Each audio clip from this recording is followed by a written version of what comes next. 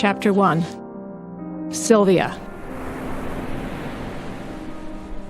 Except for the neon Miller signs festooning the lower-level windows and the wooden placard out front that read Stone's Throw Tavern, the drab little place was no different from dozens of other dreary dwellings waiting in the late spring sun for the tourist season to begin. A simple clapboard structure, its paint was worn to dusty gray from the constant lake winds. Plain white curtains laced the second-story windows. Sylvia had found her way to Stone's Throw more easily than she expected. From a small, unpaved parking lot across the street, she surveyed the building, beguiled by its very ordinariness. The entire town of Cedar Beach might be a little shabbier, a little quieter than the fly-specked resorts strewn along the eastern seaboard where she had grown up, but its familiarity resonated. Still, it wasn't the place that Sylvia had traveled so far to see. It was Callie Collins. After a decade of fantasies, daydreams, and nightmares, it was hard to believe the real Callie was so close.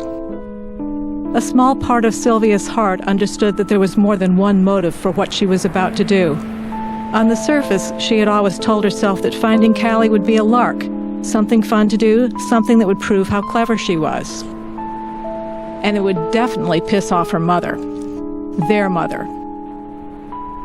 Sylvia smiled to herself, imagining for a moment the gossip that would fly back home in Teabury when everyone learned that Ann Bennett's perfect little life was as messed up as everyone else's. Her smile faded, though, when she took the thought a step further. An unexpected wave of trepidation diminished the bravado and curiosity that had brought her here. Only a few yards away from someone she had waited years to meet, her resolve weakened, and for the first time it occurred to her that maybe it hadn't been such a great idea to come rushing out here. It wasn't that she cared how Callie might feel about being tracked down. It was more that she had never considered how Callie might react.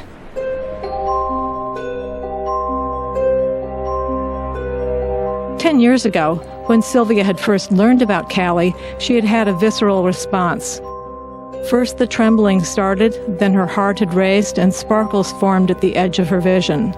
Those same sensations overwhelmed her now, leaving her slightly faint so that she was afraid she wouldn't be able to walk the 50 yards to the tavern's front door. The memory of her 12th birthday teased itself into clarity. It was on that day when Sylvia had gone uninvited into her parents' bedroom, something she knew was expressly forbidden. Her mother had often said that no good came from snooping, and, at least about that one thing, Ann Bennett had been telling the truth. Her parents were supposed to have arrived home in time for her birthday. They had been away for over a month. This time their excuse had been that they were looking at marble samples in Italy. For 6 weeks. Sylvia hadn't understood why they needed new marble in the front hall. The stuff that was already there looked perfectly fine. Still, they had promised to return by Sunday. On Saturday morning, when the housekeeper announced that her mother was on the phone and wanted to speak with her, Sylvia had known what would happen.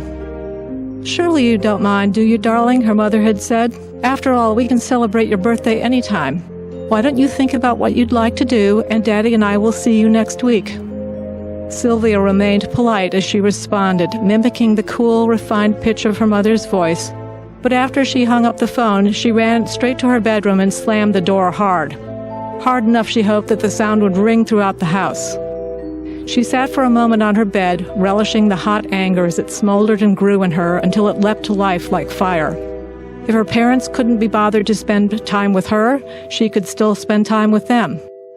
She was never allowed to enter the master's suite without invitation, but if they could break promises, so could she. She drifted down the long upstairs hallway and silently entered the room, careful to close the door quietly behind her. She caught the scent of her mother's perfume blended with the aroma of furniture polish. Not surprisingly, the dark wood of the dressers gleamed and the mirrors sparkled, but the chill of the room wasn't masked by beautiful fabrics or sun-colored paint. She crossed to a small bookcase containing 4 volumes on floral arranging and 2 on architecture. A set of matching guidebooks to Europe and the Far East took up the top shelf. The bottom shelf held only a couple of copies of Town and Country and an old Wall Street journal. Scattered about the dresser tops and on the walls were the things that her parents had collected from their trips around the world. Russian lacquer boxes, Japanese fans, African sculptures, watercolors from the Mediterranean. These were the things her parents valued, the things they kept close.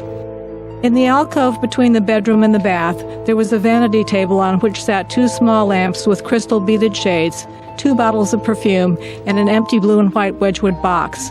Sylvia picked up the perfume bottle labeled Joy. She removed the stopper and sniffed the contents, curious to know what joy smelled like. She splashed a bit on her neck, spilling some on the pristine glass surface of the table.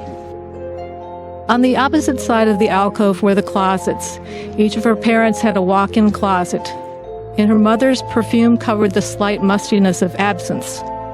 Clothes lined the 2 longer walls. Formal gowns and dresses encased in protective plastic hung along one side. Skirts, slacks, and blouses were tiered on the other, each item grouped according to color. At the far end of the closet beneath a lighted mirror, several drawers were built directly into the wall. In the larger drawers, Sylvia found sweaters. The medium drawers held scarves and hairbands, and the smallest drawers were filled with velvet boxes, each containing its own treasure. It was to these that Sylvia gave most of her attention, pawing through the pearls, gold chains, bracelets, and dozens of earrings like Aladdin in the cave of the jinn. She slipped a strand of pearls around her neck, clipped on a pair of chunky gold earrings, and looked in the mirror. It startled her to see the image of her mother's face in her own ice-blue eyes, high cheekbones, and straight, narrow nose.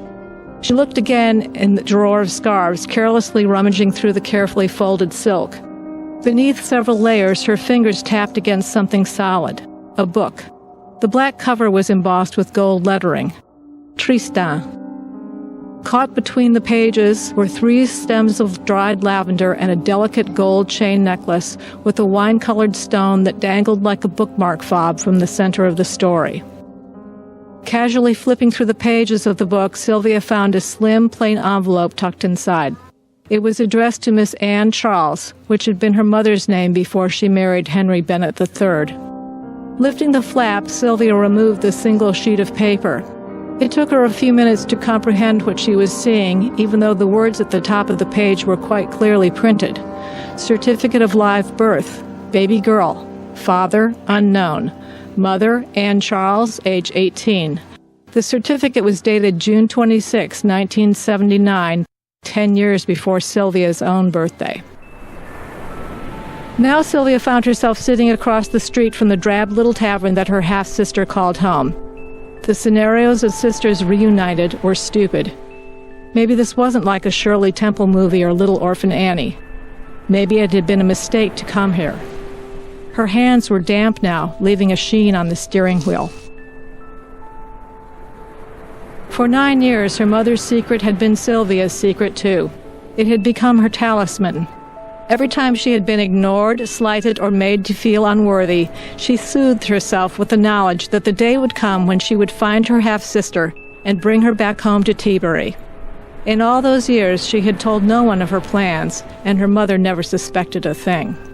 She reminded herself that this undertaking had required time, patience, and money. She had invested too much of herself to walk away now. It would be the worst thing she could do. As soon as she'd turned 21 and had access to her trust fund, Sylvia had hired a private detective. Tom Harvey's office was in Danfield, a down-on-its-luck town on the outskirts of Providence. An hour's drive from her home in Teebury, it was close enough to be practical, yet far enough from home to be discreet. Harvey spent 6 months and a substantial amount of cash searching before he finally called with a name, Callie Collins, and an address for the tavern in Cedar Beach, Michigan. That had been 3 days ago. Too excited to consider all the possible consequences, Sylvia had jumped on a plane. She told her fiancé, Pierre, that she was going to Chicago to visit Jen Gardner. That was only half a lie, the exact same line she'd given to Jen when she announced her impromptu visit. The two had been best friends since their boarding school days, when they reigned as the most popular and most outrageously behaved girls at stuffy old Farmington. Arriving at Jen's apartment late on a Thursday night, she confessed the real reason for her trip while she and Jen ate Thai takeaway from cardboard containers and shared a bottle of wine. You've got to be kidding, Jen said. First off, I can't believe this is your mom, of all people, that you're talking about. She's like Mrs. So totally perfect. Unless you happen to be one of her kids. Okay, so she's not Mommy of the Year, but she puts on a pretty good public face, you must admit. Whatever. Sylvia routinely dismissed compliments to her mother. So, I need to drive over to Michigan. Any chance I could borrow your car for a couple of days? Yeah, no problem. It just sits in the parking garage all the time anyway. Take it for as long as you need. Jen hesitated. Maybe I'm being a chicken, but are you sure you want to do this? It's pretty intense stuff you're messing with, and your mother isn't someone I'd want to piss off. That's exactly the point. She doesn't have any idea I know about Callie, let alone that I've actually found her. And she won't know until I'm ready to spring it on her. I'm thinking the rehearsal dinner might be a good time to introduce Callie to everyone. Jen's eyes widened. Holy shit, you're planning to have your secret half-sister just show up at your rehearsal dinner? Sounds like fun, n'est-ce pas? Sounds like big trouble. Oh, come on, since when have either of us ever been afraid of a little trouble? Okay, but don't say I didn't warn you, Jen said, handing over the keys to her BMW.